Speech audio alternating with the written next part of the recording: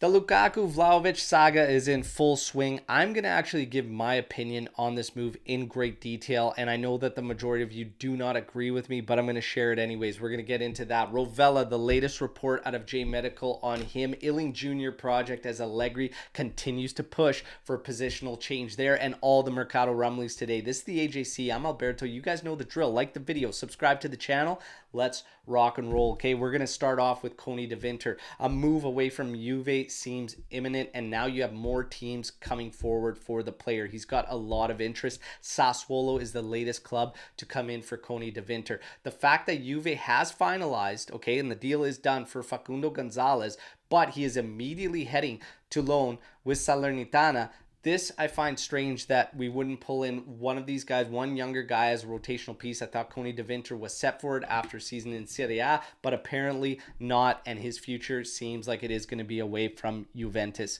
Let's wait and see what happens. Rovella, the first report out of J Medical on him is that, yes, they confirmed the adductor injury, and he is out 20 days. I said when this first came up, this is bad news. This is bad timing. You have a midfield that's full of question marks, and nobody knows what Max Allegri is going to do. Is this going to affect Rovella's status with the first team for the 23-24 season? We have to wait to see, but 20 days is brutal. That's going to take him very, very close to season start, okay?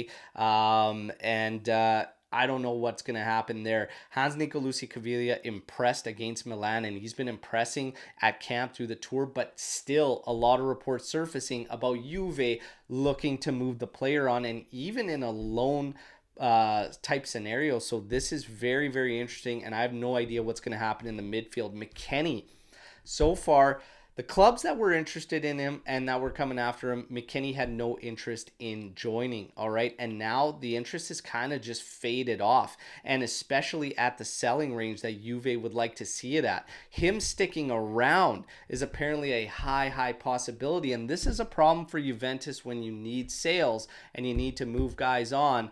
And now it looks like we're altering other plans and getting him back into the fold. I think he needs to be moved on. That's just my 2 cents on it. As far as the midfield goes, continued Paul Pogba insurance. We were always hearing about moves, Kessie's name being thrown out there, whatnot. Iling Jr continues to be the Max Allegri project in terms of him shifting him into the Mezzala role in order to help us in terms of creativity and being that Paul Pogba insurance. Against Milan, you could see Iling Jr was trying to play his game out of there. It did not translate very, very well. Yes, short, small sample size and whatnot, but still, this is going to take a lot of time. I think he's way more valuable to us at left wing back, and I bet you if given enough opportunities and enough go out of that role, he'd probably be given Kostic a true run for the 1A spot at left wing back. But still, the rumors surface that if a strong enough offer around the 20-25 million euro range comes in, Juve would probably sell Iling Jr. So for me, keep him around, keep it simple, get him at left wing back. You want help offensively, creatively out of the midfield. Fagioli is your guy next to Paul Pogba, all right? That's just me. But hey, let's see what happens. Lukaku Vlahovic swap. This is the news that's taken over. That's flipped back yesterday. We were hearing reports of Lukaku coming into Juve for a while now, whatnot, and then it kind of faded off, and we thought this was just going to be a move, a ploy Juve made to mess with Inter and pull them off of Lukaku and get them to go after another target. Well, yesterday morning, we get the news about Lukaku giving Juve an ultimatum, giving them to this weekend to make a move or he's going to sign elsewhere or whatnot. Well, yesterday, according to Di Marzio and Fabrizio Romano, Juve re-offered the Vlahovic-Lukaku deal. So Chelsea would have to purchase Vlahovic and Juve would purchase Lukaku. The terms are 45 million euro sale price for Lukaku, 80 million euro purchase price for Vlahovic, all right?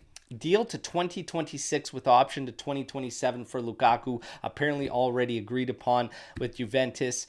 And for me, immediately, I don't like this move. I just don't. Okay, I don't think Lukaku is going to be the be-all, end-all, or make or break for Juve in this upcoming season. And I just see it as very, very short-sighted to give up on Vlahovic so soon and not get the value needed, especially after the Højlund deal. Okay, Because the fact of the matter is, no matter what people want to talk about traits and abilities and whatnot between Højlund and Vlahovic, the fact of the matter remains it's been 6 good months for Højlund. Credit to Atalanta. They got a crazy, crazy purchase price, in my personal opinion, on something that still needs to be proved. And Vlahovic proved himself already more than Højlund. So the fact that we're going in at 80 million for me, I don't like that. And I hate that the majority of us continue to downplay and downsell our players and whatnot. Juve has to have some backbone, and you have to start standing your ground on these players and the moves you want to make, especially when it comes to teams with the money to fire away, all right? And they have been firing away on lesser, to be honest. So yeah, have some backbone, stand up to it. But I don't like this move because it's also short-sighted in terms of bringing in Lukaku, who could be very much on the downswing. I don't see him personally as being the be-all, end-all. Financially, the FFP. Everybody says, well, financially, this is going to help us big time. Look, if you break down the numbers in terms of FFP, Juve selling Vlahovic is still probably going to see them short of coming up where they need to be, even if they move other players. Again, we talk about McKinney, talk about Zakaria, talk about all these other deals that we could potentially have. The fact of the matter is, a lot of our players don't like the teams that are targeting them, and a lot of them don't want to give up the salary that they're on already. Juve's going to have a tough time moving players. You're still going to face FFP penalties. What those FFP penalties are going to be? Well, a lot of fans are scared that, well, we're going to miss Champions League another season because we won't hit FFP. Well, guess what? I don't want to deplete our team to just match what UEFA would like to see and their FFP, which a lot of other teams have violated and on many occasions and only faced a fine. And if they don't hold us to the same precedent, that's fine. I don't give a shit. I'm not going to deplete ourselves or make short-sighted moves on their accord. I think Juve needs to focus on ourselves. We need to focus on our own business model and do good business, smart business, and not fall into the same traps we just did for several years. And this Lukaku move for me seems like we are making one of those same moves where it could go bad and then we are going to get stuck. Furthermore, there are some rumblings around that it is not just Allegri that wants Lukaku to come in. It is also the management. And some of the rumblings that are coming around there, I'll just to fill you in, are that the management also wants him to come in. Management had interviews with other coaches. Nobody really knows how short a leash, or if he's on a short leash at all, as far as Max Allegri is concerned. But very much there are two coaches that are in line in terms of the news and rumblings and murmurings around Juventus, and that's Spaletti and Conte. Apparently Spalletti wants the Azzurri job, but Conte would take the Juve job, and he was interviewed. And he was also asked about Lukaku. So the theory here is that they would get financial gain from moving Vlahovic and bringing in Lukaku, and if they had to pull the trigger or something went sideways, they had to make a change or whatnot, they would still have a guy that potentially that next coach in line would have. These are just rumblings and murmurings coming from guys in Turin and whatnot. But again, for me, I just don't like this move.